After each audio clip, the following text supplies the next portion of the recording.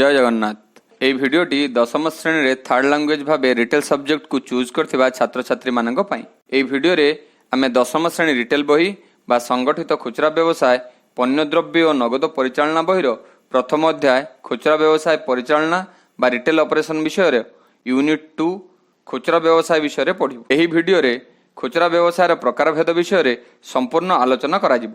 তেণু ভিডিওটি শেষ পর্যন্ত দেখন্তু ও নবম এবং দশম শ্রেণী रिटेल एवं अन्यान्य शिक्षा संबंधी वीडियो पाइबापी ये चैनल टी सब्सक्राइब करंतु। दशम श्रेणी रिटेल संबंधी अन्य वीडियो लिंक आपण माने डिस्क्रिप्शन में मध्य चेक करि परिबे। रिटेल बिजनेस बा खुचरा व्यवसाय विभिन्न प्रकार होइथाय। यह जेउ प्रकार रूप नेले भी गोटे रिटेल व्यवसायर प्रमुख उद्देश्य है द्रव्य और सेवा को अंतिम उपभोक्ता को बिक्री करवा। जड़े रिटेलर अधिक परिमाण जिनिस किनी थाए किंतु ताकू ग्राहकों आवश्यकता अनुसार कम बा बेसी परिमाणर बिक्री करथाय और तार व्यावसायिक लाभ पाई थाए। निम्नोक्त 7टी विषय को विचार को नहीं रिटेल व्यवसाय को विभिन्न भाग में विभक्त करा जायछि। प्रथमटी टार्गेट मार्केट भित्तिक, द्वितीयटी पण्यद्रव्य भित्तिक, तृतीयटी दाम भित्तिक, चतुर्थटी व्यवसाय प्रचार और प्रसार भित्तिक, पंचमटी बंटन प्रणाली भित्तिक, षष्ठटी ग्राहक सेवा भित्तिक, सप्तमटी मालिकाना सत्व भित्तिक। प्रथम पॉइंट टी टार्गेट मार्केट बा ग्राहक गोष्ठी। यही प्रथम पॉइंट मध्यरे तीनोटी सब पॉइंट अच्छी। से सब पॉइंट रो प्रथम पॉइंट टी सार्वजनीन मार्केट बा मास मार्केट। यही प्रकार खुचरा व्यवसायी बा रिटेलर माने बाजार रो एक बड़ अंश बा समुदाय संभाव्य ग्राहक संख्यार अधिकांश ग्राहकों को आकृष्ट करी निज व्यवसाय परिसरभुक्त करने पाई लक्ष्य रखिथांती। सेथिपाई विभिन्न रिटेल व्यवसायीक मध्यरे तीव्र प्रतियोगिता मध्य देखिबाकू मिले। द्वितीय सब पॉइंट टी स्पेशलिस्ट मार्केट। एही प्रकार रिटेलर माने स्वतंत्र श्रेणीर ग्राहकों को आखिर रखी व्यवसाय करिथांती। तेबे सही सबु ग्राहक माने साधारणतः अत्याधुनिक और स्वतंत्र परिचय बा स्टाटस प्रदान करथिबा सामग्री किनिथांती। सेमाने सार्वजनीन मार्केटर ग्राहकों ठारू भिन्न होइथांती।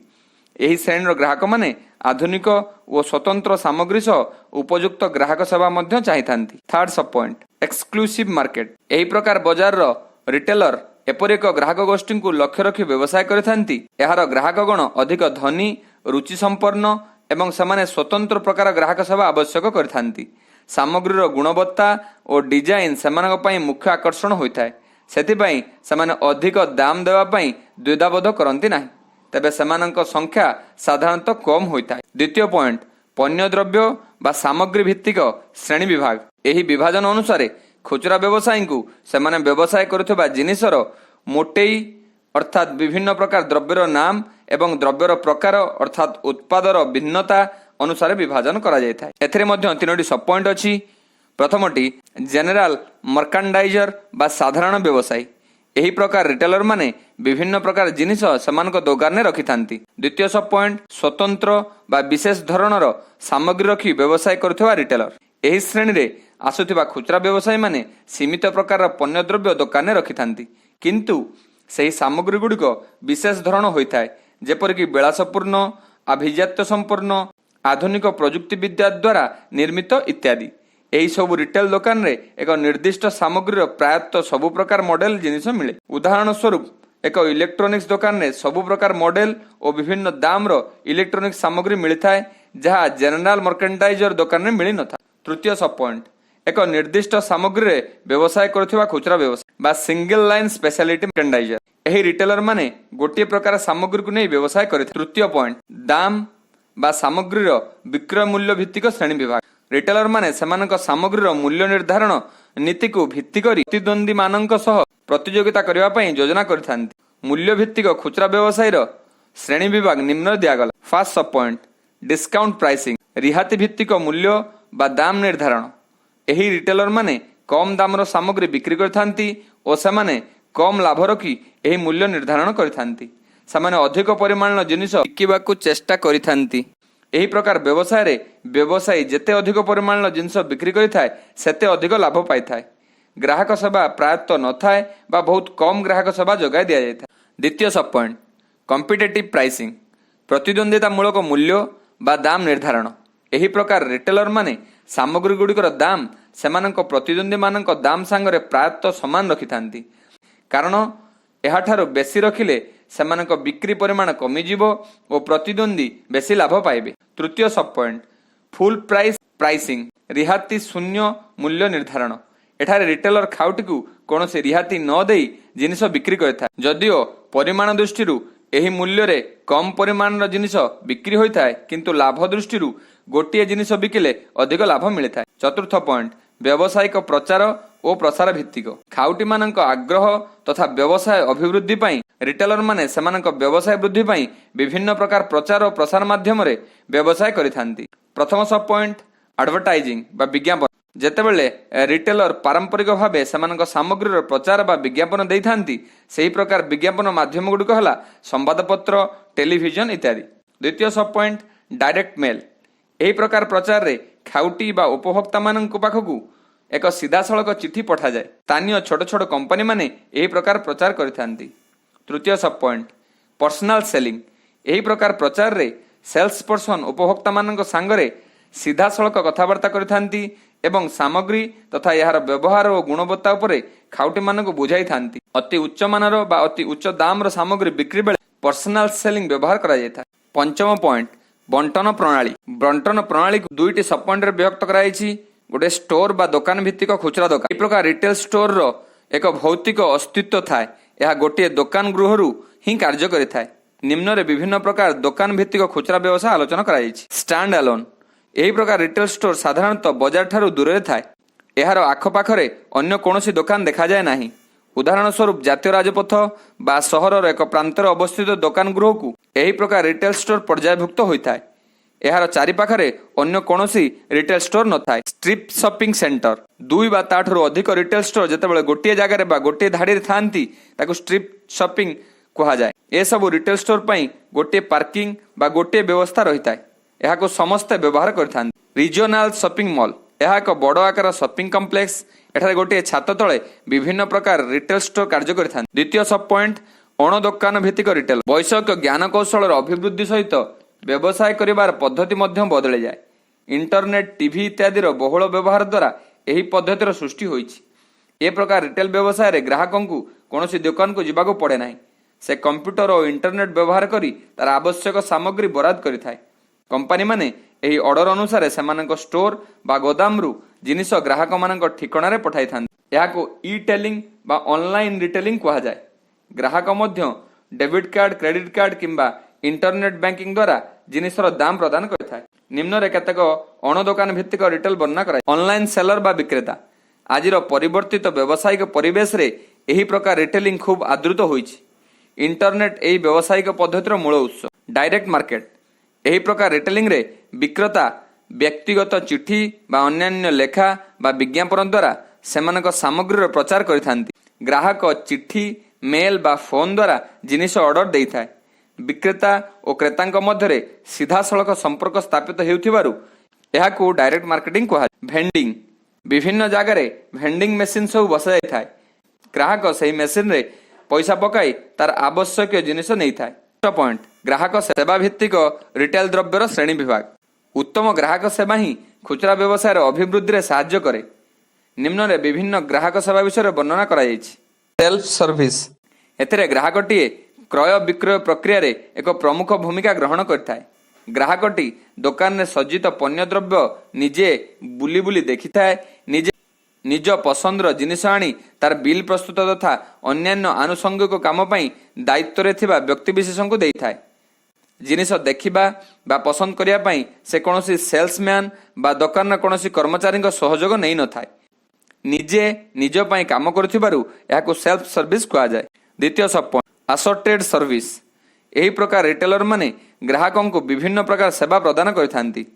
ग्राहकों निमंते आवश्यक जिनिस खोजिबा ग्राहकों को जिनिस विषय बुझाइबा ग्राहकों को तांको निष्पत्ति नेबारे साहाय्य और परामर्श देबा इत्यादि सेवा रिटेलर बा तांको कर्मचारी माने करिथांती। एथि सहित विभिन्न स्कीम गुडिक विषय बुझाइबा देय प्रदानर विभिन्न उपाय विषय मध्यम परामर्श देइथांती। तृतीय सब पॉइंट फुल सर्विस ग्राहक आवश्यक करथिबा सामग्रीटी बाछिला परे ता परवर्ती समस्त कार्य रिटेलर करिथाए। ग्राहकों को जिनिस विषय बुझाइबा तार उपयोगिता और गुणवत्ता प्रतिपादित करिबा पेमेंटर प्रक्रिया विषय जणाइबा जिनिसर डेलीवरी देवा तथा क्रय परवर्ती सेवा बा आफ्टर सेल सर्विस भली समस्त सेवा एही व्यवसाय प्रदान करा जायथाए। सप्तम पॉइंट बा शेष पॉइंट मालिकाना भित्तिक श्रेणी विभाग को मध्य विभिन्न प्रकार सब पॉइंट रे विभक्त करा जाय। प्रथम सब पॉइंट व्यक्तिगत मालिकाना। क्षुद्र और मध्यम आकार रिटेल प्रतिष्ठान गुड़िक साधारणतः व्यक्तिगत मालिकाना चली था। यही सब प्रतिष्ठान मालिक निज उद्यम प्रतिष्ठा करिथांती। एथिरे टंका निवेश करिथांती और लाभ क्षति सब पई निजे दायी रहिथांती। द्वितीय सब पॉइंट कॉर्पोरेट ढांचा। बड़ बड़ रिटेल बा खुचरा व्यवसाय गुड़िक कंपानी रूप में कार्य करिथांती। अणदोकान भित्तिक विभिन्न खुचरा व्यवसाय साधारणतः कंपानी रूप में कार्य करिथांती। तृतीय सब पॉइंट फ्रांचाइजिंग। यह एक आईन अनुमोदित चुक्ति भित्तिक खुचरा व्यवसाय पद्धति। एथिरे दुई जन व्यक्ति बा अनुष्ठान संपृक्त था। जड़े वस्तुर प्रस्तुतकर्ता हो पारती बा प्रस्तुत पई व्यवहृत होतिबा ज्ञान कौशल बा कंचामाल उद्भावक बा मालिक हो पारती। से मध्य एक बिजनेस मॉडल प्रस्तुतकर्ता हो पारती। यही व्यक्ति को फ्रांचाइजर बोली कहा जाए। यही बिजनेस मॉडल बा ज्ञान कौशल को व्यवहार करथिबा व्यक्ति को फ्रांचाइजी बोली कहा जाए। यही दुई जनक भितर एक चुक्तिनामा स्वाक्षर होता है। एथिरे व्यवसायर विभिन्न शर्त लिखित थाए। फ्रांचाइजी चुक्तिनामा अनुसार फ्रांचाइजर को तार प्राप्य मिलता है और अनुमोदित नीति और पद्धति अनुसार व्यवसाय हो। चतुर्थ सब पॉइंट खुचरा व्यवसाय श्रृंखल। दुई बा ताठू अधिक खुचरा दुकान बा व्यवसाय प्रतिष्ठान जेतेबेले जणे मालिक बा एकक मालिकाना परिचालित हुए सेतेबेले एहाको खुचरा व्यवसाय श्रृंखल बा कॉर्पोरेट चेन बोली कहा जाए।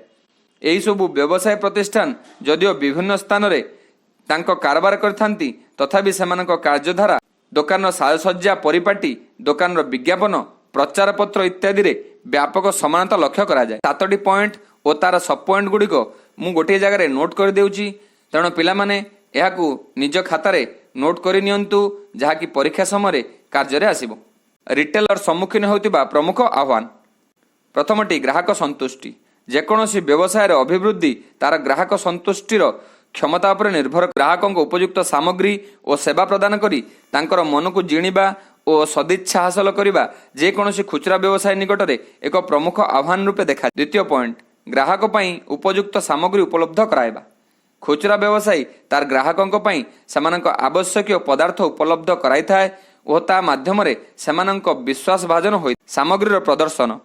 खुचरा दुकान में थिबा सामग्री गुड़िक आकर्षणीय भाव में प्रदर्शन करी ग्राहक मान आकृष्ट करने अन्य एक आह्वान।